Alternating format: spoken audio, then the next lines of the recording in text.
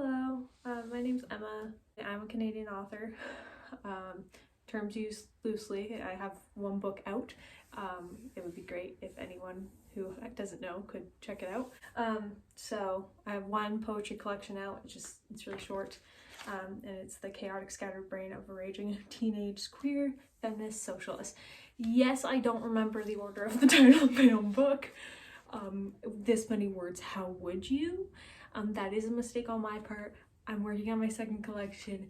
I've picked a, not better, but more memorable in the orders of the words go. Also, originally the words weren't in this order. But this is my book. It's on Amazon. I'll put the buy link in the description below. I'm still really proud of it. It was a really healing experience and whatnot. So yeah. But I just got to my first year of university about 3 weeks ago, and I was really good at reading in the winter, like reading fictional stuff and or just non-academic stuff, although I do love reading academic things. But just kind of taking that time for myself and stuff.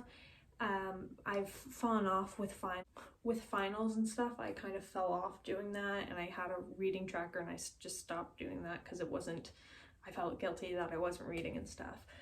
But I'm getting back into listening to audiobooks and nonfiction in particular, because that's how I best consume that's how I best consume nonfiction, is in audio format. But this summer I want to do a lot of reading. I have a lot of books. I need to stop buying books. But this summer I have a few reading goals, mainly two. I want to read more classics, and I don't know how I want to exactly say this, but political science classics. So genuine classics, like It Can't Happen Here by Sinclair, and then The Plot Against America, which I tried to start and I was like, oh, this is gonna have to be an audiobook, because sometimes I find it really difficult to read physically books like that. Also didn't help that I just finished school and stuff. But anyway, without further ado, today I want to go through some Canadian books that I have that I would like to read this summer, and then classics and political philosophy books that I want to read this summer, because I'm doing two courses that are required for my honors, or majors at this point, on Western traditional political philosophy. So I kind of want to get ahead of the curve, because next year is going to be really, really rough on the philosophy train for me. So I think I'm going to start with classics. I'll do true classics first. So for classics, I'm going to start with Brave New World by Huxley. I started reading this in January. I haven't read it in a while, if you can't tell by my bookmark. I've been halfway through for months now, and it's really interesting. I'm enjoying it. I completely fell off the reading wagon when finals hit. So the past few days I've been telling myself I was gonna pick it up again. The past few days I've not done that, but I think tonight might be the night. But yeah, one of the reasons why I wanted to read this was because it was mentioned a lot in my international political economy class, and I think it's obviously commentary on capitalism and whatnot, and I'm enjoying it, as I said. So yeah. Then we have A Season in Hell, which is just a tiny book. I never heard of this until I found it on my friend's bookshelf. It's really small. I started it and I'm enjoying it. Have not been in the mental space to read anything, but particularly this past few days. Oh, also it's extra small because there's the French version and the English version. I thought it would be cool if I read the English version and then read the French version after, because I'm bilingual according to the government. But I'm just gonna read the English version and give it back to my friend. So I should do that soon. Now the next two I want to highlight have stories behind them. So To Kill a Mockingbird and The Catcher in the Rye. And you may be thinking, Emma, did you not read those in school? well, this one is taught in Canadian schools, in 10th grade, typically in New Brunswick. And my 10th grade class had 3 options, one of which is going to be in the Canadian portion of this video. But it was, you know, it was all like our reading level and stuff. It was just how, I don't want to say difficult, but it was, I mean, that's how my teacher put it, was like in level of difficulty of like really digging into material. And it was Indian Horse, To Kill a Mockingbird, and then Washington Black. And me being the apple polisher I am, I did Washington Black, which is a phenomenal book that I think everyone should read. That should be a required reading in school. So I never got the chance to read To Kill a Mockingbird. I've had this was kind of my start of collecting classics, hoping one day I would read them. So I'm hoping I can get to this. Now this one's going to be embarrassing. The Catcher in the Rye is not taught in Canadian schools, or at least not on the East Coast. I don't know what this is about. I just know that sometimes it's taught in America and that sometimes it's banned in America. You know? I like really don't know what to say other than that. I know obviously if they're banning it, it's probably something I should be reading because it's important. But we will see. And then 2 more classics. We have The Color Purple, which I just picked up yesterday. Long story, could not be in my apartment yesterday because of my landlord. And so I went to every place on earth yesterday, I felt like, but I found this at Salvation Army. This is gonna sound really dumb.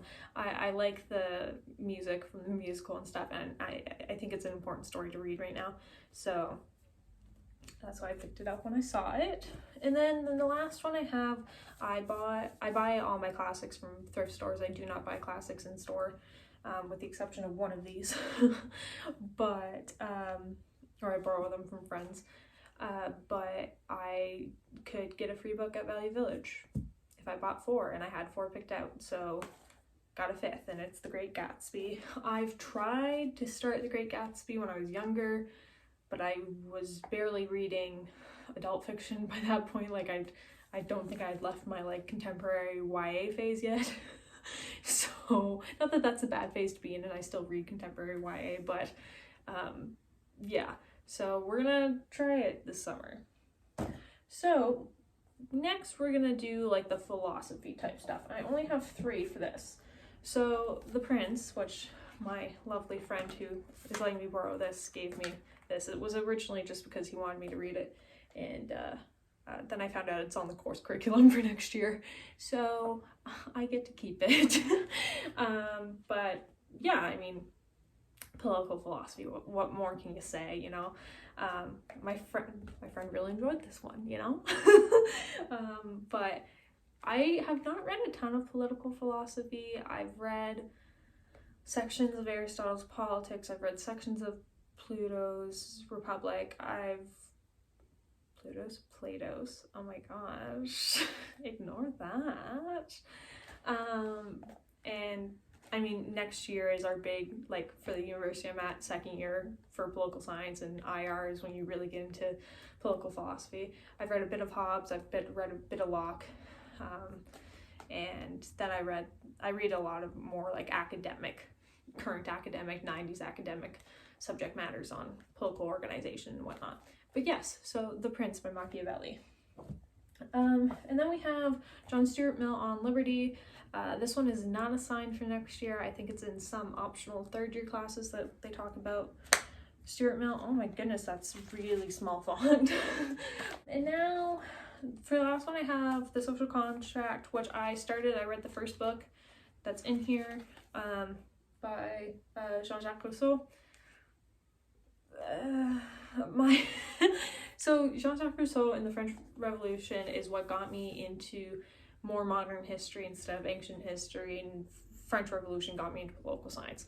So, you know, in a perfect world I would read all of the stuff from that era, but sometimes I just read the Enlightenment stuff and I'm like, I don't understand this, or the other times I'm like, what are you talking about? Like, this is silly.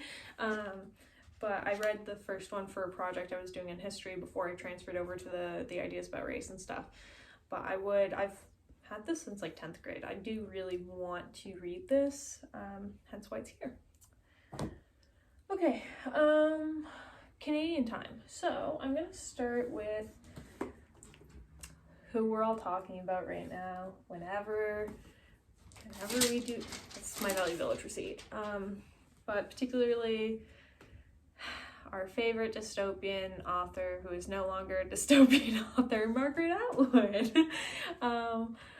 Laugh so you don't cry. I didn't even mean to do this, but these are all, I mean, this one's really beat up, but these are all the same collections. So I have Wilderness Tips, which is a collection of short stories that I picked up because I was trying to get into short stories. I'm still trying to get into short stories. I'm trying to get into a lot of things this summer, if you can't tell. And I'm also trying to read big girl books and like more adult books and more like literature. I mean, there's nothing wrong with reading anything other than that. It's just I want to try to diversify my reading tastes. And yeah, I took a Canadian literature course last year, and I'm trying to get kind of back into reading more Canadian stuff. But yes, I have this one, and then I have Cat's Eye. Don't ask me. I don't know what these are about. I know this one. I like wilderness themed stuff, so we'll see. But I don't know. I don't know what this is about. I could not tell you, but it's in really good condition, and it was 75 cents, 50 cents at a church sale or whatever. So I'm pretty excited. We have The Robber Bride, which I just picked up because it was Margaret Atwood, and then I read the back and it actually seems interesting. But once again, I'm just trying to read more like Margaret Atwood in particular, just because she's such an iconic Canadian author, but also because it's like more adult. And then next I have Indian Horse. Same reason I want to read To Kill a Mockingbird, but also I want to really make a hard effort to read more Indigenous authors in particular this summer, and just in my upcoming reading. So that's one of these goals, and I mean, it's just, you know, it's about residential schools. It's an important topic to be learning and talking about right now. So then we have The High Road, which is a sequel to The Best Laid Plans, which I read last year for my Canadian Lit class, and I loved. I started this one, I got it from the library, and I got halfway through, and I had to return it, and then I got busy, so I never picked it back up. And every time I went to the thrift store, I was like, oh, I should get that, and I should buy it, and no, I'll wait, I'll see if I'm interested. And then every time so I finally just bought it, like in December or February, one of the two. December, I think. Have not picked it up. But once again, I've been really busy, so I'm gonna try to finish this series this summer. And then we have two poetry collections. This one's technically an anthology, and it's The Next Wave, which is like more modern. I think it's from 2004 onward. It's definitely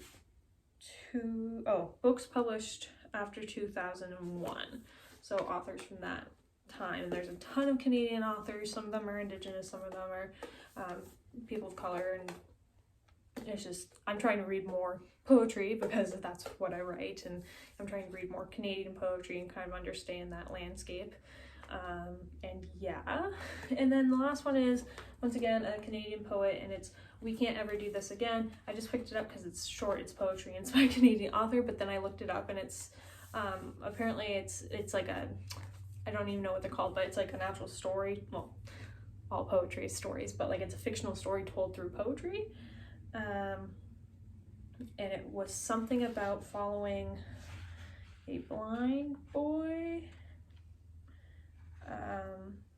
But yeah, so very interesting. Want to read this. So yeah. Other than that, my reading for the summer will kind of just be whatever pops up. I want to try to read some of the books I have Clearly that is not going well because I just keep buying books. But my top priorities right now are these two. And then right now on audio, I'm listening to a book called Effed at Birth. I don't know how I feel about it. Like, I think it's kind of important, but it's also kind of boring, and I think the way the author approached it was kind of questionable. But it's basically about how, like, the author went around and talked to people and, like, with the pandemic and stuff, and how the American dream needs to be reconfigured about what it means to live in America and stuff in an economic sense, which I'm interested in. Just I don't know if it's the audiobook narrator that I'm not like clicking with, or like what it is, but I have about an hour left in it, so I should be done that today or tomorrow. So yeah, anyway, but this is my book and I'm a Canadian author. But yeah, so those are kind of my summer reading goals, is to read more classics and to read more Canadian authors. So yeah, bye.